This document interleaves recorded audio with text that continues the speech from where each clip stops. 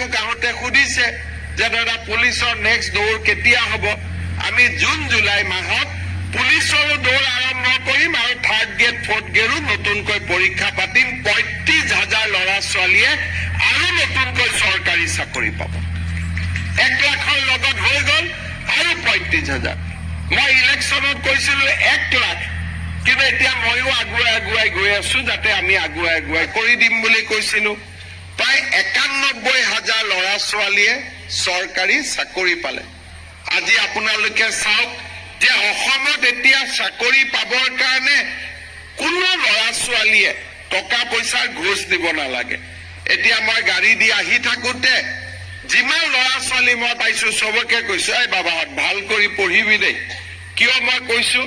কাৰণ এতিয়া আমাৰ অসমখন এনেকুৱা, পঢ়িলেহে চাকৰি পাব।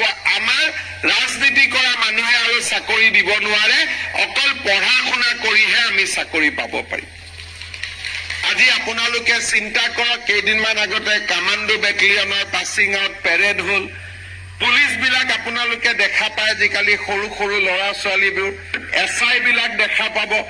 গভৰ্ণমেণ্ট অফিচত গ'লে নতুন সৰু সৰু ল'ৰাবিলাকক আপোনালোকে কৰ্মচাৰী হিচাপে দেখা পাব। মধ্যবিত্ত পৰিয়ালৰ ল'ৰা 1 টকাও কোনে ঘোষ দিব নালাগে।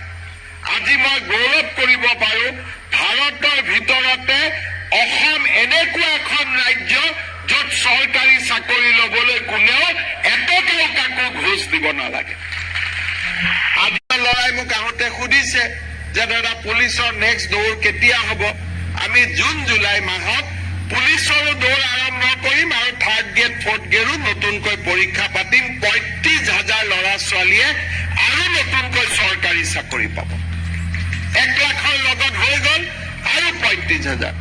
মই ইলেকশ্যনত কৈছিলো ১ লাখ, কিন্তু এতিয়া ময়ো আগুৱাই গৈ আছো যাতে আমি আগুৱাই গৈ